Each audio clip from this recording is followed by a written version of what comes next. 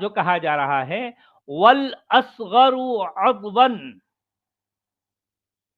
और उसके बाद उसका जो पेनिस है वो सबसे छोटा हो।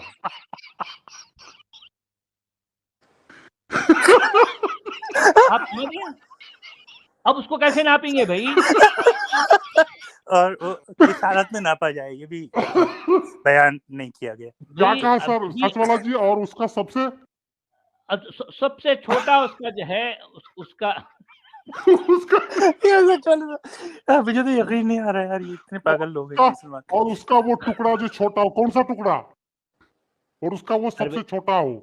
सबसे छोटा हो, यानी मतलब ये है कि उसके पीछे भी जो है, जो हिकमत है, जो विज़डम है, वो ये कि जिसका वो अज़्म जो है सबसे छोटा होगा, तो उसको शहवत, उसको जो लस्ट होगा वो कम होगा।